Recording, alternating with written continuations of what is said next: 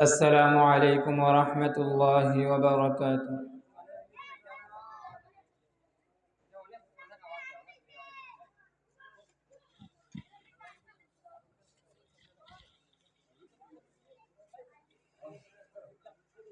الحمد لله الحمد لله الذي جعل الشمس والقمر بحسبان والنجم والشجر يسجدان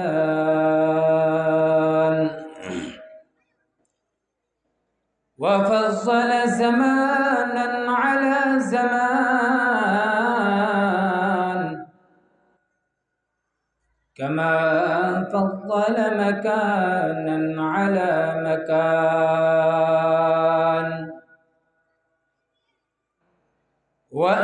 وإنسانا على إنسان ونشهد أن لا إله إلا الله وحده لا شريك له ونشهد أن سيدنا وسندنا وحبيبنا وشفيعنا وأولادنا ومولانا محمدا عبد الله ورسوله الذي أرسل إلى الناس كافة بشيرا ونذيرا وداعيا إلى الله بإذنه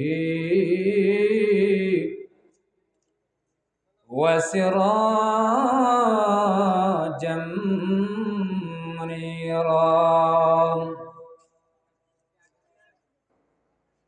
أما بعد فأعوذ بالله من الشيطان الرجيم بسم الله الرحمن الرحيم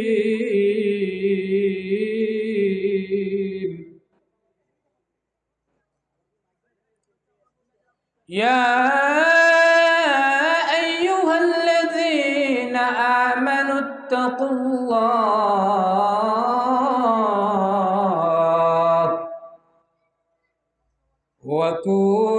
وكونوا مع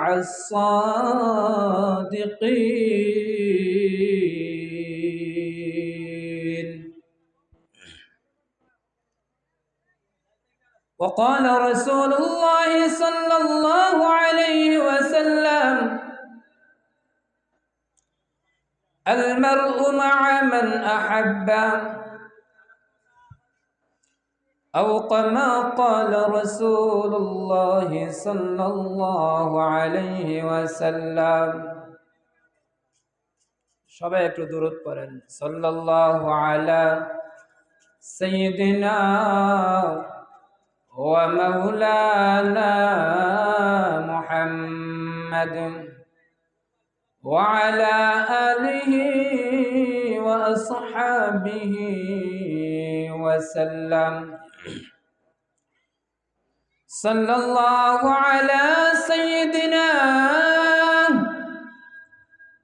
ومولانا محمد وعلى آله وأصحابه وسلم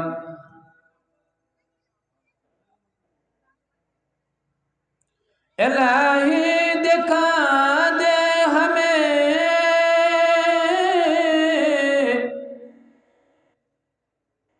दियार मदीना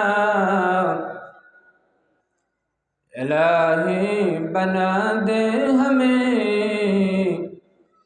गुबार मदीना बलगल उला बिकमालिही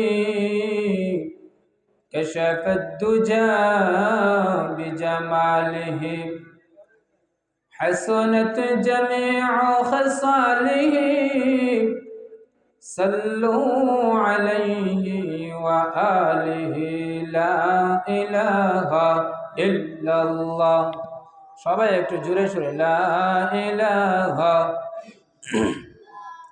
লা ইলাহা ইল্লাল্লাহ লা ইলাহা ইল্লাল্লাহ লা ইলাহা ইল্লাল্লাহ লা ইলাহা ইল্লাল্লাহ। उल्फत में बराबर के वफा हो कि जफा हो,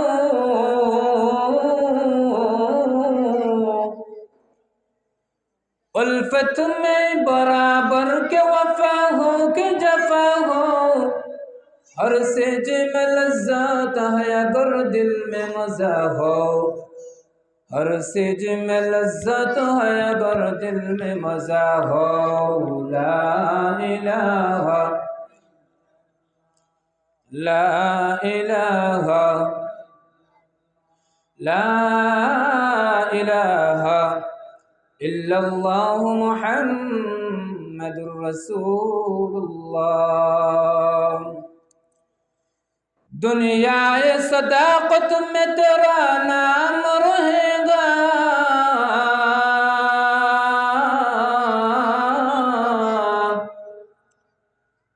दुनिया ये सदाकत में तेरा नाम रहेगा, सिद्दीक तेरा नाम से इस्लाम रहेगा, सिद्दीक तेरा नाम से इस्लाम रहेगा। दुनिया ये सियासत में तेरा नाम रहेगा, दुनिया ये सियासत में तेरा नाम रहेगा, फारूक तेरा नाम से इस्लाम रहेगा, फारूक तेरा नाम से इस्लाम रहेगा। दुनिया ये सखावत में तेरा नाम रहेगा,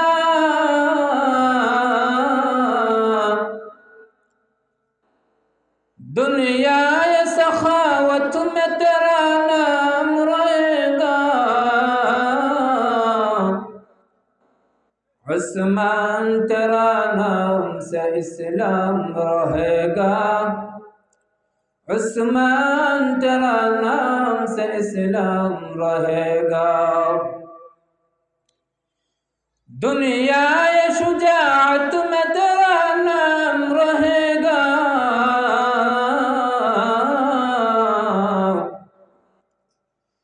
दुनिया ये शुजाअत में तेरा नाम रहेगा, अली तेरा नाम से इस्लाम रहेगा, अली तेरा नाम से इस्लाम रहेगा। दुनिया ये मुअज़्ज़िन में तेरा नाम रहेगा, दुनिया ये मुअज़्ज़िन में तेरा नाम रहेगा, बेलाल तेरा नाम से इस्लाम रहेगा, बेलाल तेरा नाम से इस्लाम रहेगा। अल्हम्दुलिल्लाह। বৃন্দাবননগর সাইফারগাঁও জামা মসজিদের উদ্যোগে আজকের এই কর্তৃক আয়োজিত চলমান অধিবেশনের সম্মানিত সদর, সম্মানিত সভাপতি, জাতির বিবেক, জাতির কর্ণধার, জাতির রাহবার হযরত উলামায়ে কেরাম, উপস্থিত সামিয়ানার নিচে বসা দিন দরদি, নবী প্রেমিক, আল্লাহ প্রেমিক, ইসলাম প্রিয় যুবক ভাইয়েরা, মুরব্বী বাবারা, পর্দার আড়ালে অবস্থানরত দিনদার পরহেজগার মুত্তাকিয়া সম্মানিত মা ও বোনেরা, মহান রব্বে কাবার দরবারে লক্ষ কোটি শুকরিয়া আদায় করি যে মহান রব্বুল আলামিন আমাদেরকে দুনিয়ার বিভিন্ন ফিতনা ফাসাদ থেকে ফারেক করে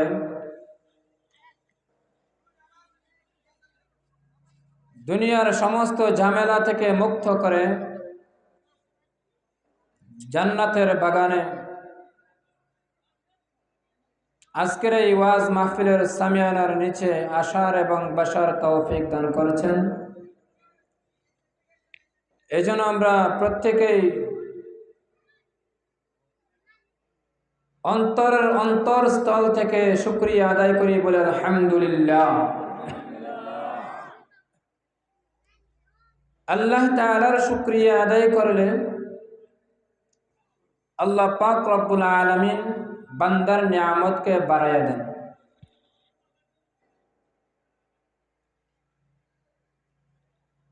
বান্দা যে জিনিসের উপরে, যেই নিয়ামতের উপরে শুকরিয়া আদায় করবে, ওই নিয়ামতটাকে আল্লাহ পাক রব্বুল আলামিন বাড়াইয়া দিবেন। আল্লাহ তাআলা আমাদেরকে মানুষ বানাইছেন, এতে খুশি না বেজার? আরো জোরে বলেন, খুশি না বেজার?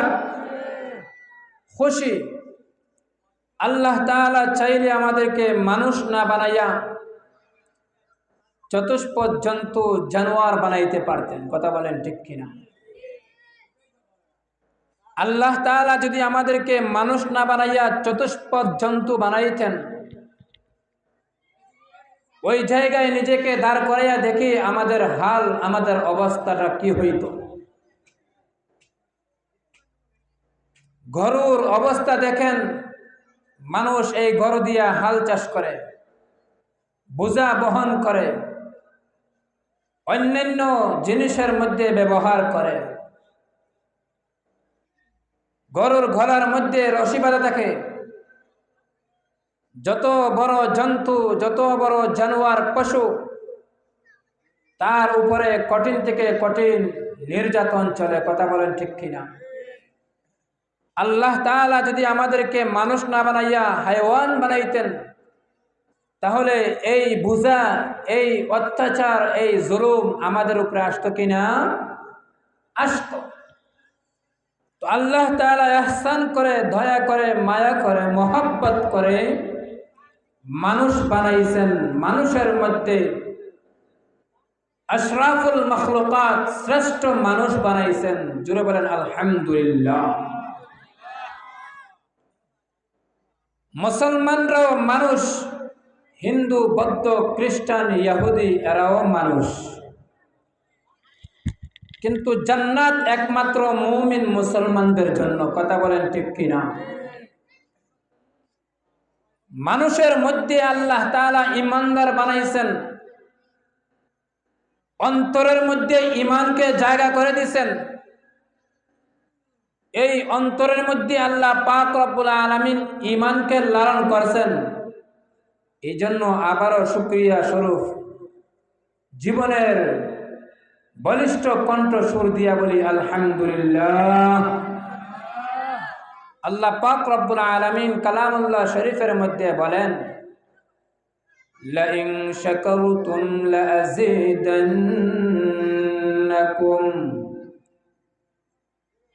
ওয়া লাইন কাফারতুম ইন্না আযাবি লাশাদীদ।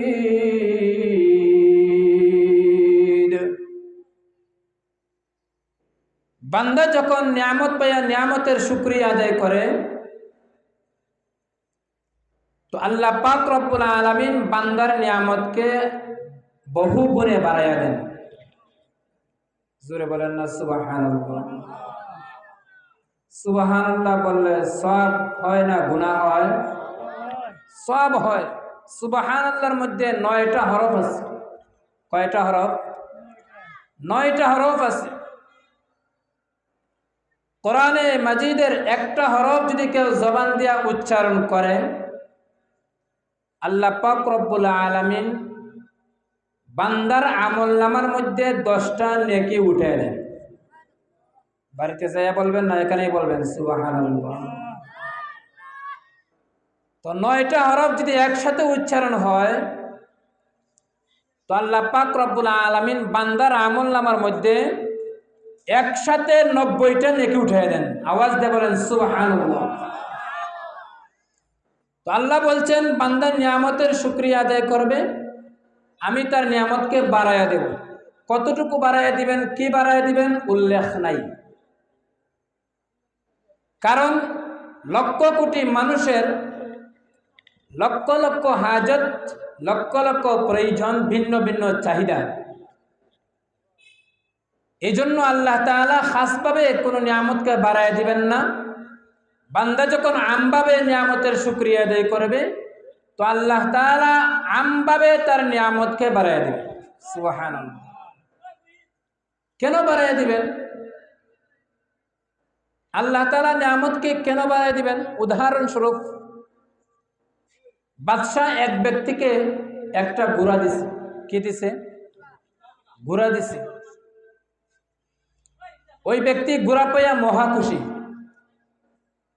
কি বলেন, আমাদেরকে যদি একটা গাবি দেওয়া হয় খুশি হব না বেজার হব?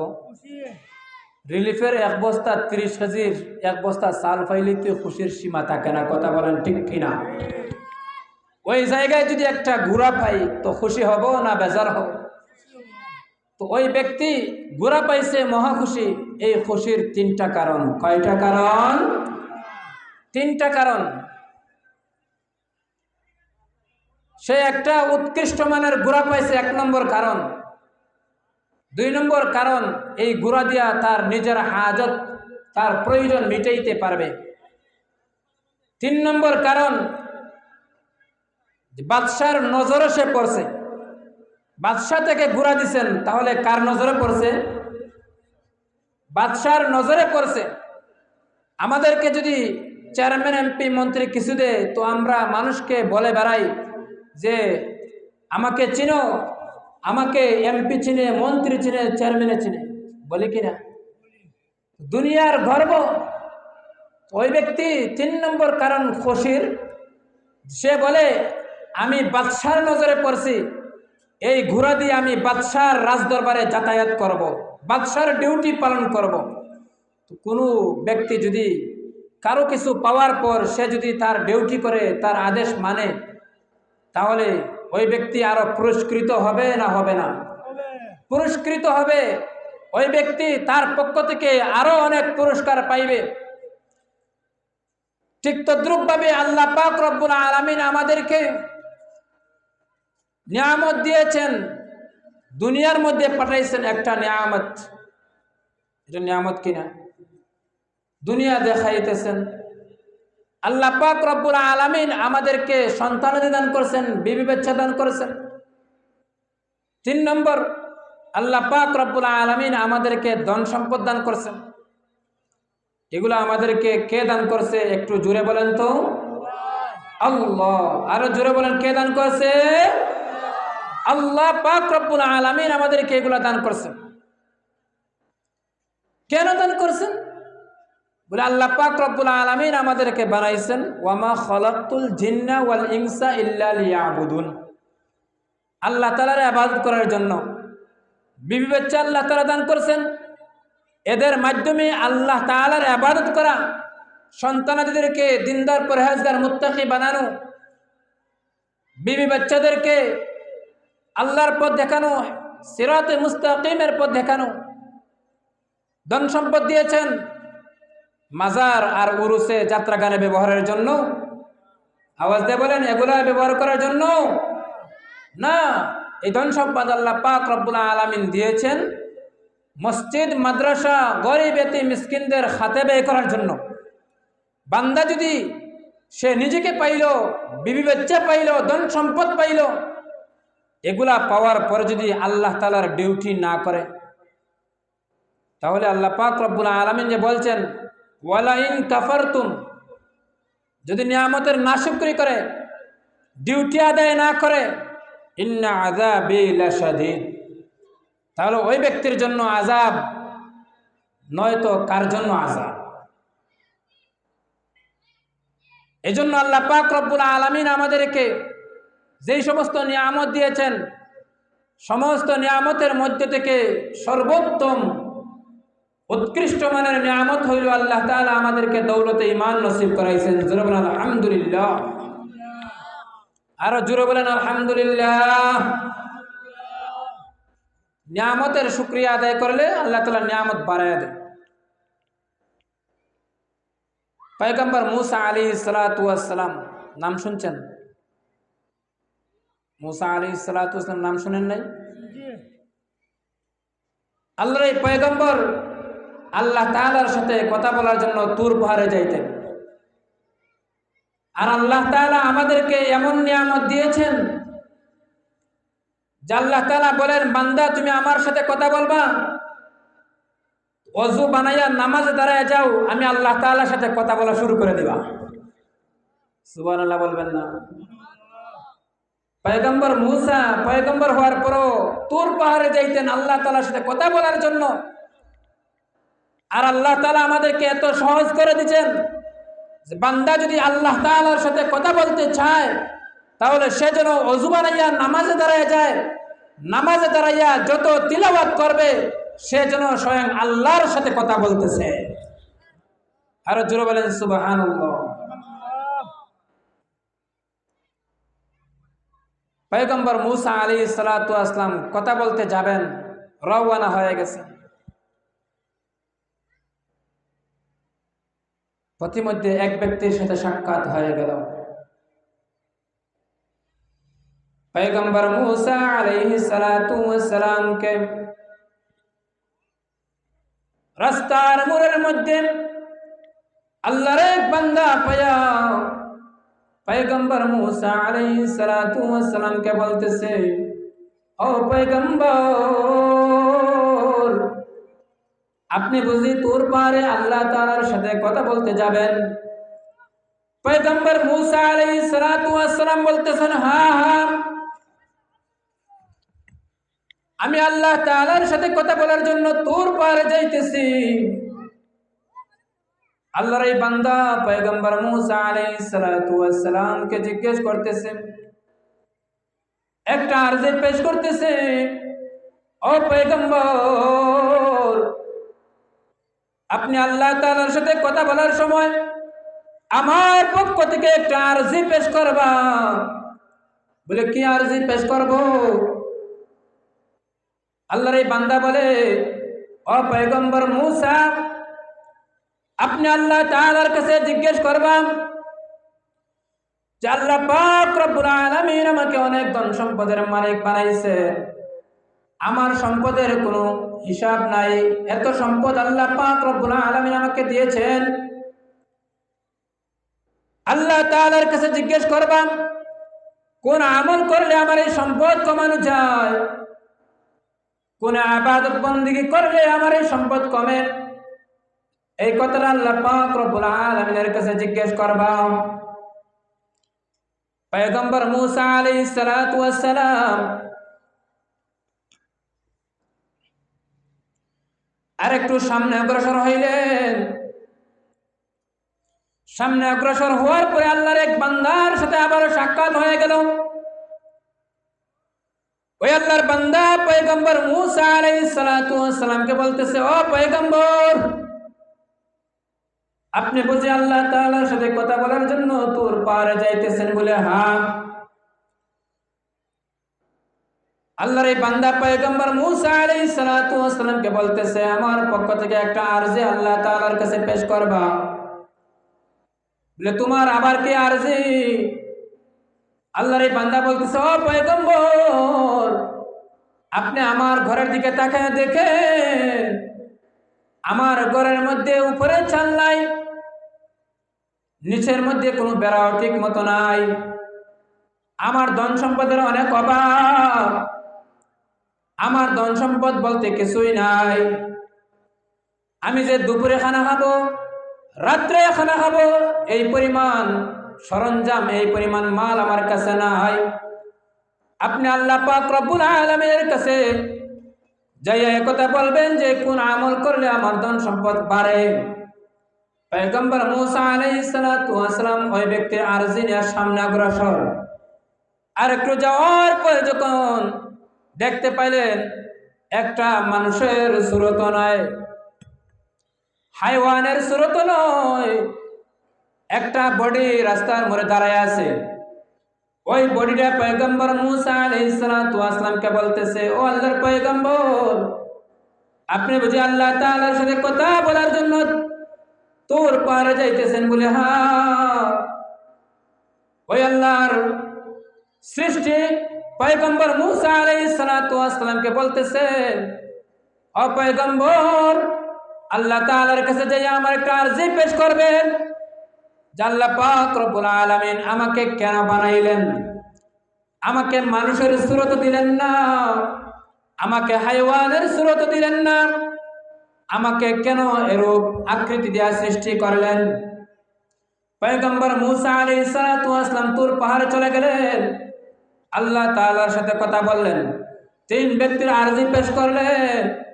তিন ব্যক্তির আরজি পেশ করার পরে আল্লাহ পাক রব্বুল আলামিনের পক্ষ থেকে ওই তিন ব্যক্তির আরজির জবাব নিয়ে আসলেন। প্রথম ব্যক্তির সাথে আসার সময় সাক্ষাৎ হয়ে গেল। পয়গম্বর মূসা আলাইহিস সালাতু ওয়াস সালাম প্রথম ব্যক্তিকে বলতেছেন, ও আল্লাহর বান্দা, আমি আপনার কথা আল্লাহ তাআলাকে জিজ্ঞেস করেছি, আল্লাহ পাক রব্বুল আলামিন আমাকে বলে দিয়েছেন, যাও যাও আমার এই বান্দাকে বলে দিবা আমি আল্লাহ পাক রব্বুল আলামিন তাকে যেই সমস্ত নিয়ামত দিয়েছি, ওই নিয়ামত পাওয়ার পরে সে যেন বেশি বেশি না শুকরিয়া করে। নিয়ামতের না শুকরিয়া করে, যদি নিয়ামতের না শুকরিয়া করে আমি আল্লাহ তাআলা তার মালকে কমায়া দেব।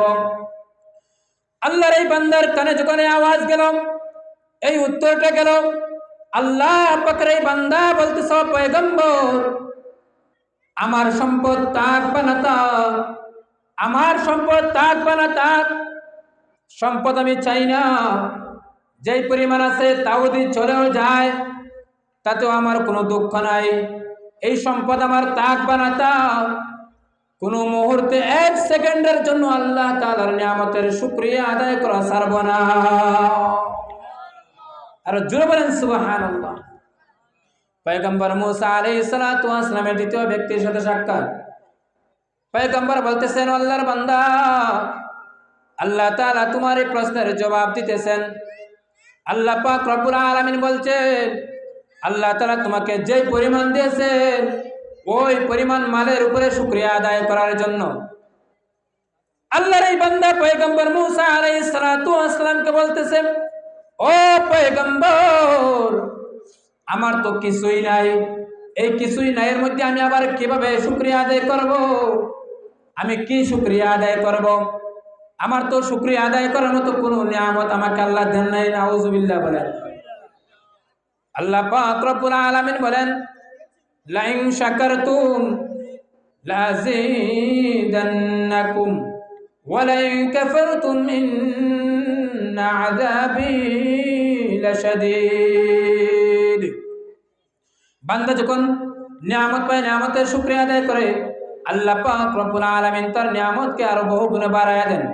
আর যখন নিয়ামতের না শুকরিয়া করে, আল্লাহ তাআলা মুহূর্তের মধ্যে তার নিয়ামতটাকে ছিনিয়ে নেন।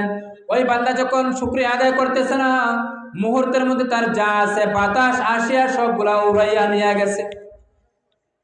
পয়গম্বর মূসা আলাইহিস সালাতু ওয়াস সালাম সামনে অগ্রসর হয়ে তৃতীয় ব্যক্তির সাথে সাক্ষাৎ হয়ে গেল। আল্লাহ পাক রব্বুল আলামিন ওই তৃতীয় ব্যক্তির সওয়ালের জবাব দিতেছেন।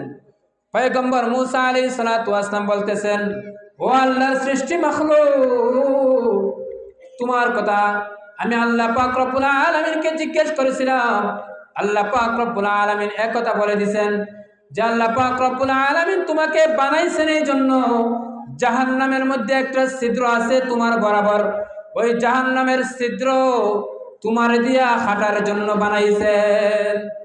ওই ব্যক্তি একথা শোনার পরে অন্তরের অন্তরস্থল থেকে আল্লাহ পাক রব্বুল আলামিনের শুকরিয়া আদায় করে বলে আলহামদুলিল্লাহ। পয়গম্বর মুসা আলাইহিস সালাতু ওয়াস সালাম আশ্চর্য হয়ে গেছেন। পয়গম্বর বলতেছেন, ও আল্লাহর সৃষ্টি মাখলুক, তোমাকে তো আল্লাহ তাআলা মানুষের সুরত দেন নাই, হাইওয়ানের সুরত দেন নাই, এরপর তুমি শুকরিয়া আদায় করলা কেন? ওই মাখলুক বলতেছে, ও পয়গম্বর, আল্লাহ পাক রব্বুল আলামিন যে আমাকে স্মরণ করছেন, আমার কথা যে স্মরণ করছেন, কারণ দুনিয়ার মধ্যে যত মাখলুকাত আছে সমস্ত মাখলুকাতকে আল্লাহ পাক রব্বুল আলামিন বানাইছেন মানুষের খেদমত করার জন্য, আর একমাত্র মানুষকে বানাইছেন আল্লাহর ইবাদত বندگی করার জন্য। আর আমি আল্লাহ পাক রব্বুল আলামিনের মাখলুক, আমাকে যে আল্লাহ পাক রব্বুল আলামিন তার কাজের জন্য বানাইছেন, অর্থাৎ জাহান্নামের ছিদ্র হাঁটার জন্য বানাইছেন, নিজের কাজের জন্য বানাইছেন, আমাকে স্মরণ করেছেন, এই জন্য আমি শুকরিয়া আদায় করি বলি আলহামদুলিল্লাহ।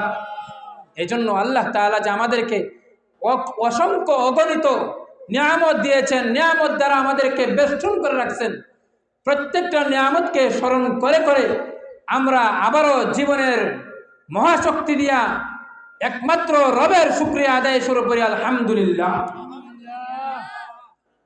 তো মেরে মোহতারাম দোস্ত, আয়াত তিলাওয়াত করেছি, নবীজি সাল্লাল্লাহু আলাইহি ওয়াসাল্লামের অসংখ্য হাদিস থেকে একটানা হাদিসও পাঠ করেছি। আল্লাহ তাআলার কাছে তৌফিক চাই যে আল্লাহ তাআলা যে আমাকে আয়াত এবং হাদিসকে সামনে রেখে দু চারটা কথা বলার তৌফিক দান করুন। সবাই বলেন আমিন। আমরা দুনিয়ার মধ্যে চলতেছি, সাহাবায়ে কেরাম দুনিয়ার মধ্যে ছিলেন, তারাও দুনিয়ার মধ্যে চলাফেরা করছেন। তাদের চলাফেরা আর আমাদের চলাফেরার মধ্যে আকাশ পাতাল তফাৎ। আমরা মসজিদে আসি নামাজ আদায় করার জন্য, আমরা যে আজকের বয়ানে আসছি, আজকের এই মাহফিলে আসছি ওয়াজ শোনার জন্য, কিন্তু আমাদের নিয়ত ভিন্ন। আমাদের মধ্যে অনেকেই আসে মাহফিলের মধ্যে কানের চাহিদা মেটানোর জন্য, চোখের চাহিদা মেটানোর জন্য। কেমনে? বক্তা যখন সুর দিয়া টান দিয়া বয়ান করে তো কান দ্বারা শ্রবণ করিয়া বলে, আহ কি সুন্দর কণ্ঠ। কেউ সোহবতের নিয়ত করে না, কেউ আমলের নিয়ত করে না, কেউ আদবের সহিত বয়ান শুনে না। এজন্য আজকে জায়গায় জায়গায় মাহফিল হইতেছে, পাড়ায় পাড়ায় ওয়াজ হইতেছে, মসজিদের ওয়াজ হইতেছে, যুব সংঘের ওয়াজ হইতেছে, মাদ্রাসার ওয়াজ হইতেছে, কিন্তু হেদায়েত কেন আসে না? হেদায়েত কেন আসে না?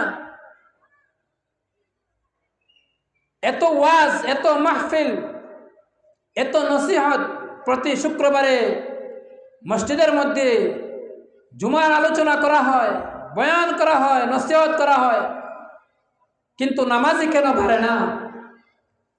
নামাজি কেন বাড়ে না? মাথার মধ্যে টুপি কেন লাগে না?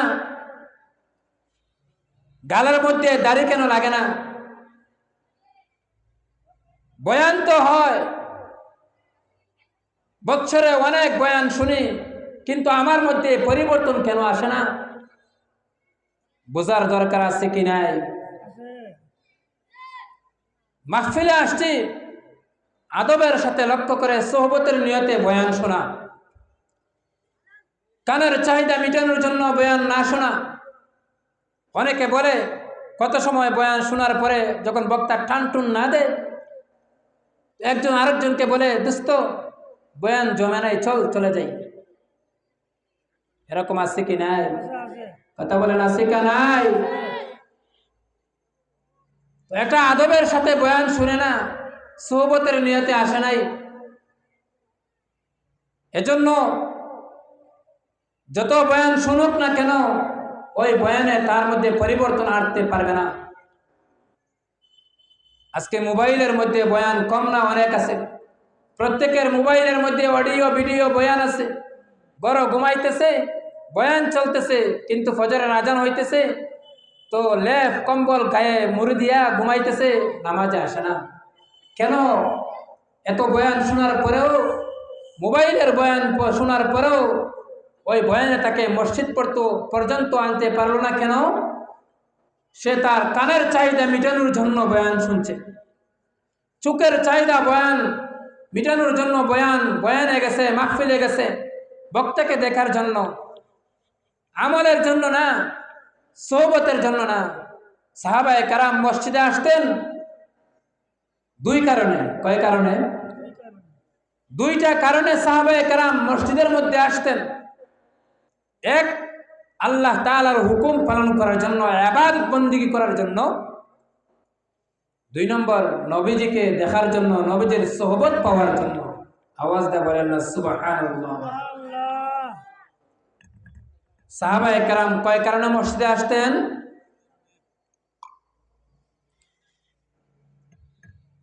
দুই কারণে মসজিদে আসতেন। আল্লাহ তাআলার ইবাদত করার জন্য, দুই নম্বর নবীজিকে দেখার জন্য, নবীজির সোহবত পাওয়ার জন্য। আর আমরা মসজিদে আসি উকি দিয়া ইমাম সাহেব আছে কি নাই ওইখান দেখার জন্য। কথা বলেন ঠিক কিনা? ইমাম সাহেব কোন তো নাই, যে তো নাই, 12টা বাইজা গেছে। ইমাম সাহেবের হাজিরা নেওয়ার জন্য মসজিদে আসি, বিদায় আমাদের গালের মধ্যে দাড়ি লাগে না, মাথায় টুপি আসে না, গায়ে জুব্বা লাগে না। যদি আমরা সোহবতের নিয়তে আসতাম, ইমাম সাহেবের মহব্বতে আসতাম, আল্লাহ তাআলার ইবাদতের জন্য আসতাম, তাহলে নবীজি বলছেন 40 দিন কেউ যদি তাকবীরে উলার সাথে নামাজ আদায় করে, আল্লাহ তাআলা তাকে 2টা পরওয়ানা জারি করিয়া দেন। সুবহানাল্লাহ বলেন। যে আল্লাহ তাআলা তাকে মুনাফিকদের তালিকা থেকে নামকে কাটিয়া মুছিয়া দেন, আর আল্লাহ তাআলা তাকে জাহান্নামের আগুন থেকে মাফ করিয়া দেন। তো আমাদের এই বয়ানে আসা, মসজিদে আসা, আমাদের নিয়ত সঠিক থাকতে হবে যে আমরা বয়ানে আসছি কাদের চাহিদা মিটানোর জন্য নয়, চোখের চাহিদা মিটানোর জন্য নয়, আদবের প্রতি খেয়াল রেখে আমলের নিয়তে ইবাদতের জন্য, সোহবত পাওয়ার জন্য। হযরত উলামায়ে কেরামের সোহবতের প্রয়োজন আছে কি নাই? সোহবতের প্রয়োজন আছে, সোহবতের প্রয়োজন আছে।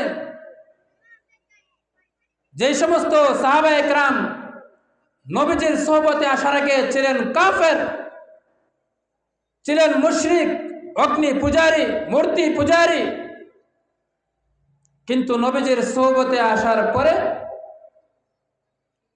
নবীজির দরবারে আসার পরে ওই অগ্নি পূজারী, মূর্তি পূজারী, মুশরিকরা এত দামি হয়ে গেছে, কোন কোন সাহাবায়ে কেরামকে আল্লাহ পাক রব্বুল আলামিন দুনিয়ায় থাকতেই জান্নাতের সার্টিফিকেট দিয়ে দিয়েছে। কিসের কারণে? সোহবতের কারণে। কিসের কারণে ভাই? সোহবতের কারণে। এই জন্য মসজিদের ইমাম সাহেবের কাছে আসবো সোহবতের নিয়তে, মাহফিলে আসবো সোহবতের নিয়তে। যদি সোহবতের নিয়তে আসি তাহলে আমার জীবন হবে ধন্য। আর যদি সোহবতের নিয়তে না আসি তাহলে বয়ানে আসতে পারবো, বয়ান শুনতে পারবো রাত 12টা পর্যন্ত, নিজের ঈমান আমলের পরিবর্তন আনা সম্ভব হবে না। এজন্য আমরা নিয়ত করতে পারি না যে আমরা যত সময় বয়ান শুনব, আমরা যত সময় বয়ান শুনব আদবের প্রতি খেয়াল রেখে আমলের নিয়তে, সোহবতের নিয়তে বয়ান শুনবো ইনশাআল্লাহ। আমাদের এক মুরব্বী বলতেন, ময়লাযুক্ত কাপড় যখন দুপার ঘরে যায়, লন্ড্রির ঘরে যায়, তখন পরিষ্কার হইয়া বাহির হয়, ঠিক কিনা? কোন বান্দা যখন অন্তরের মধ্যে গুনাহ নিয়া দ্বীনি মজলিসের মধ্যে যায়, মসজিদের মধ্যে যায়, বয়ান শোনার জন্য যায়, আল্লাহ পাক রব্বুল আলামিন তাকে আখের সময়ে বয়ানের শেষে যখন বাড়ি ফিরে, তখন তার আমল নামা থেকে সব গুনাহকে মাফ দিয়া বাড়িতে ফিরায়। আরো জোরে বলেন না সুবহানাল্লাহ। এই জন্য সোহবতের প্রয়োজন আছে। শাহ সাদী রহমাতুল্লাহি আলাইহি গোসলখানায় প্রবেশ করেছেন গোসল করার জন্য। আল্লামা শাহ সাদী রহমাতুল্লাহি আলাইহি গোসলখানায় প্রবেশ করার পরে নাকের মধ্যে যেমন সুঘ্রাণ চলে আসতেছে, নাকের মধ্যে সুঘ্রাণ লাগতেছে। আল্লামা শাহ সাদী রহমাতুল্লাহি আলাইহি এদিক সেদিক তাকান, কোথা থেকে সুঘ্রাণ আসে, কোথা থেকে ঘ্রাণ আসে। শাহ সাদী রহমাতুল্লাহি আলাইহি এই গোসলখানার মধ্যে যখন খোঁজাখুঁজি করার পরে দেখতেছেন যে গোসলখানার মধ্যে সুঘ্রাণের কোনো বস্তু নাই, একটা মাত্র মাটির চাকা, একটা মাত্র মাটির চাকা গোসলখানার মধ্যে পড়ে রয়েছে।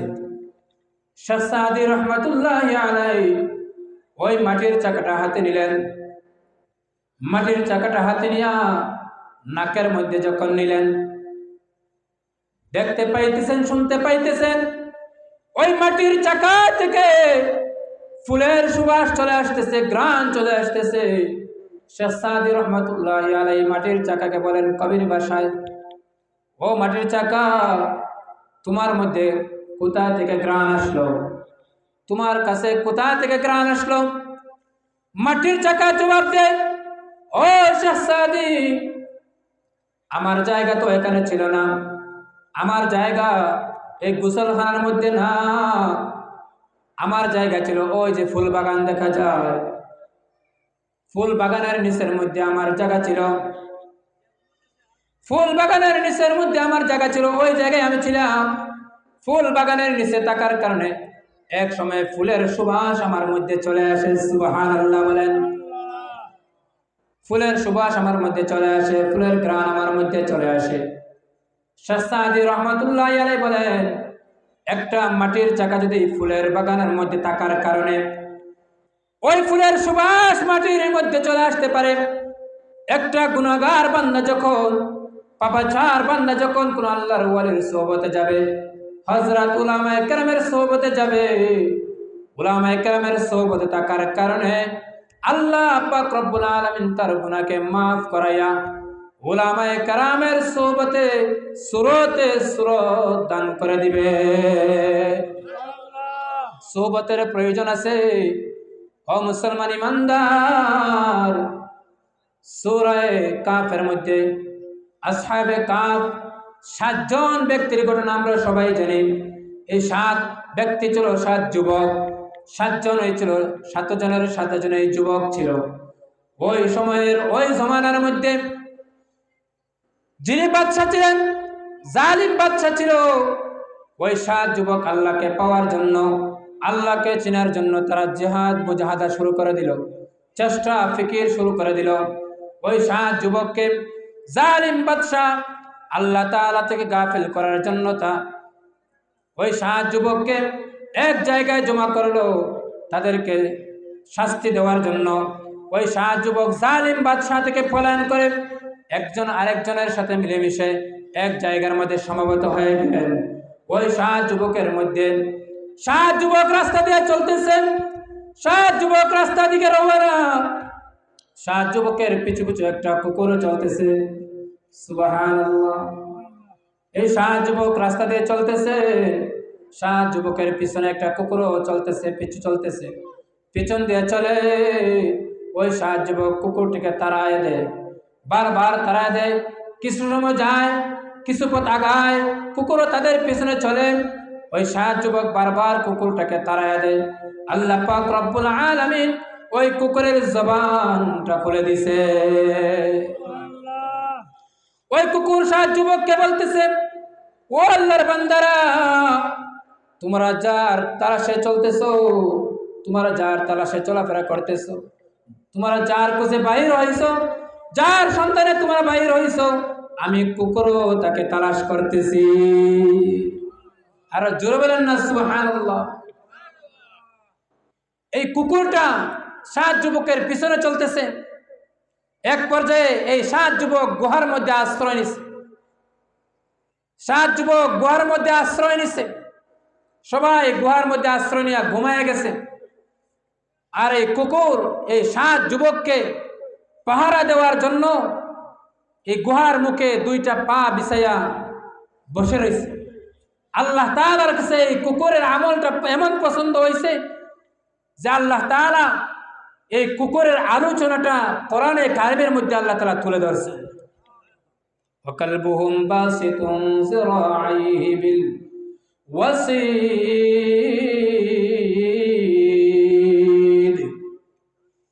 আল্লাহ পাক রব্বুল আলামিন এই কুকুরটা নেককারদের সোহবত গ্রহণ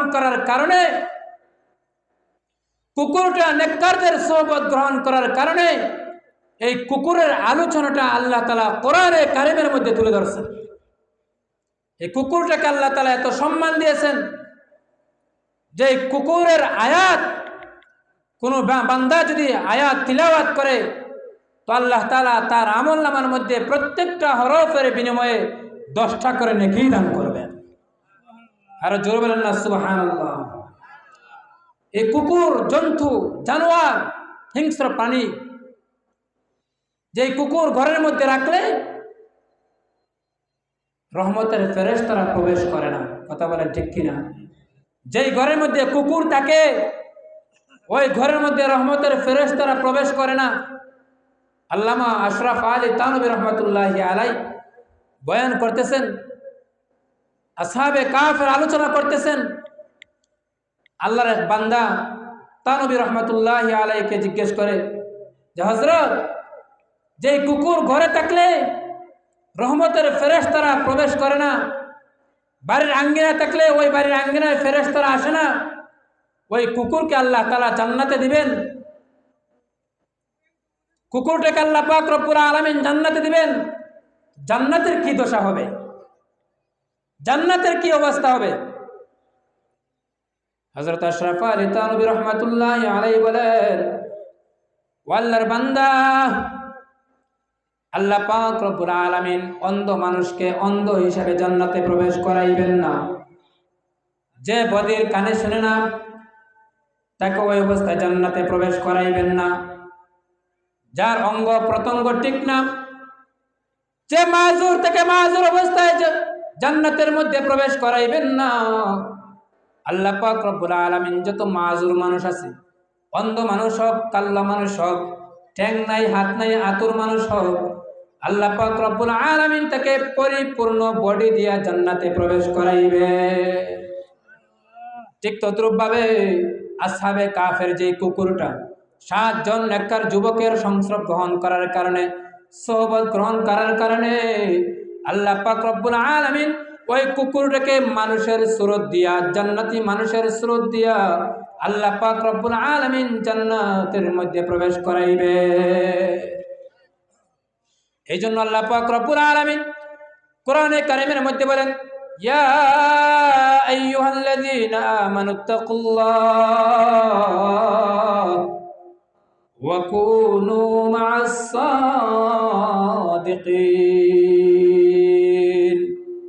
ও দুনিয়ার মানুষ, তোমরা আমি আল্লাহ পাক রব্বুল আলামিনকে ভয় করো, আল্লাহ পাক রব্বুল আলামিনকে ভয় করো।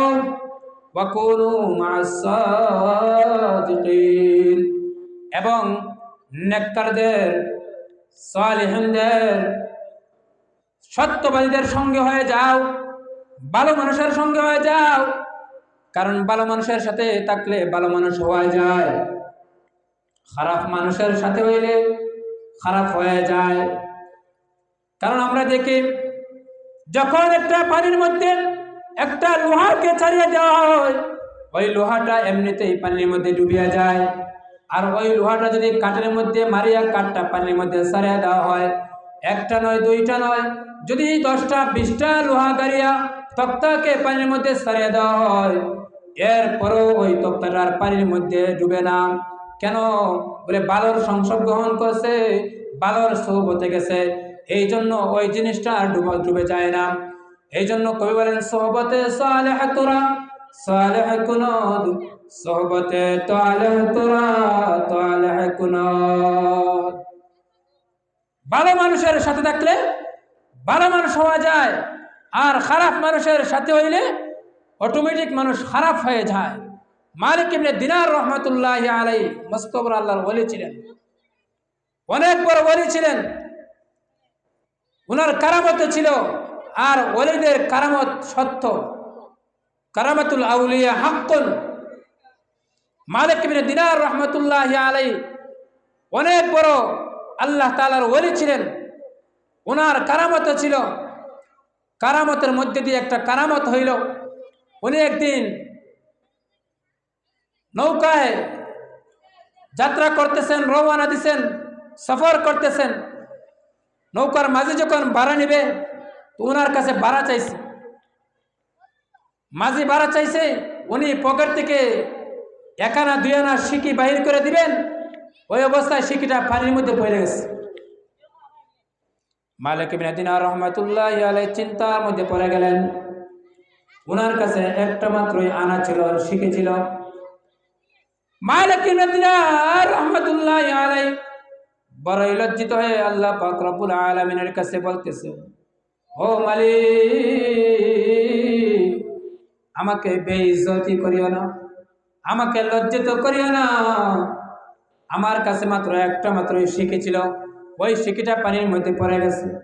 মালিক ইবনে দিনার রহমাতুল্লাহি আলাইহি পানির মধ্যে হাতটা ঢুকাইয়া আল্লাহ তাআলার কাছে আরজি পেশ করে সাগরের মাছদেরকে বলতেছেন, ও সাগরের মাছ, আমার সিকিটা তোমাদের পানির মধ্যে পড়ে গেল, আমি তো মাঝের কাছে লজ্জিত হয়ে যাইব, শরম পেয়ে যাইব।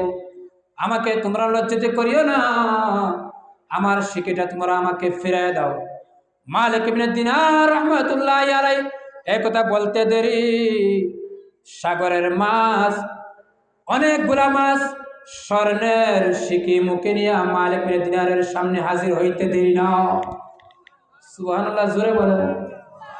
আল্লাহর ওলি মালিক ইবনে দিনার রহমাতুল্লাহি আলাইহি সাগরের মাছদেরকে বলতেছিল, ও মাছ, আমার তো এইগুলা শিখি না, তোমরা যে শিকুগুলা নিয়ে উপস্থিত হয়েছো ওই শিকুগুলা আমার না, আমার শিখেছিল তামার শিখি, ওই শিখিটা আমি চাই। সাগরের একটা মাছ আরেক কিনার থেকে মালিক ইবনে দিনার রহমাতুল্লাহি আলাইহির শিখিটা মুখে নিয়ে মালিক ইবনে দিনারের কাছে হাজির হয়ে গেছে। উনি ছিলেন এত বড় মাপের একজন আল্লাহর ওলি। উনি একদিন দেখতে পান যে গুরুস্থানের মধ্যে, কবরস্থানের দেওয়ালের মধ্যে 2 জন যুবক একটা খাতা নিয়ে, রেজিস্টারের হাতে নিয়ে কি যেন লিখতেছে। মালিক ইবনে দিনার রহমাতুল্লাহি আলাইহির সামনে আগায় গেলেন, সালাম দিয়ে বলতেছেন, তোমরা এখানে কি করতেছ? ওই যুবক 2 জন বলতেছে, আমরা এলাকার মধ্যে আসছিলাম নেককার এবং বদকারের লিস্ট করার জন্য। সুবহানাল্লাহ বলে, নেককার এবং বদকারের লিস্ট করার জন্য। তাহলে এই 2 যুবক মানুষ না ফেরেশতা? ফেরেশতা। তো আপনারা বলবেন, মানুষ আবার ফেরেশতা কিভাবে দেখে? ওলিরা ফেরেশতাদেরকে কিভাবে দেখে? আল্লাহ পাক রব্বুল আলামিন যখন কোন আল্লাহর বান্দা ইবাদত করতে করতে তার ইবাদতের মাত্রাটা বাড়ায় দেয়, তো আল্লাহ তাআলা তাদেরকে বাসীরাতুন নজর, ওয়াসিউন নজর আল্লাহ তাআলা দান করেন। সুবহানাল্লাহ। তখন তারা আল্লাহ তাআলার দেওয়া অনেক নিয়ামত তারা স্বচক্ষে দেখতে পায়। যেমন আমাদের আল্লামা নুরউদ্দিন গহরফুরি রহমাতুল্লাহি আলাইহি, নাম শুনছেন নাই? এই গহরফুরি রহমাতুল্লাহি আলাইহিকে নেত্রকোনা থেকে একজন আল্লাহর বান্দা আসছে কবর জিয়ারত করার জন্য, নিয়ে যাওয়ার জন্য। এই আল্লাহর ওলি নেত্রকোনায় গেছেন কবর জিয়ারত করার জন্য। যাওয়ার পরে জিয়ারত করতেছেন, জিয়ারত করতেছেন, দোয়ার মধ্যে হাউমাউ করে কান্দা শুরু করে দিচ্ছে। তো আল্লাহর এই বান্দা যে ব্যক্তি নিয়েছিল, সে দোয়া শেষ করে চলে যাবে, বলতেছে হুজুর চলেন চলে যাই। আল্লাহর এই ওয়ালি আল্লামা নুরউদ্দিন গওহরপুরী রহমাতুল্লাহি আলাইহি বলেন, ও আল্লাহর বান্দা, আমি কিভাবে যাব? আমাকে যে কাজের জন্য নিয়ে আসছেন, আমি তো দেখতেছি এই কবরের মধ্যে আগুন ধাউ ধাউ করে জ্বলতেছে। সুবহানাল্লাহ, আরো জোরে বলেন না সুবহানাল্লাহ। ঢাকা থেকে আসিয়া বললে তো আরো জোরে বলতেন সুবহানাল্লাহ। আমি বাড়ি থেকে আসছি তো এই জন্য সুবহানাল্লাহ আসছে। আর যখন না আমাদের বড় বড় মুরব্বীরা সেরে বসে আছে, জায়গা তো অনেক খালি আছে, সামনে চলে আসে। নুরউদ্দিন গওহরপুরী রহমতুল্লাহ আলাইহি এত উঁচা মাপের বুজুর্গ ছিলেন, কাশফলা ছিলেন। উনি স্বচক্ষে দেখতে পাইছেন যে কবরের মধ্যে দাউ দাউ করে আগুন জ্বলতেছে। মালিক ইবনে দিনার রহমতুল্লাহ আলাইহি এরকম ছিলেন।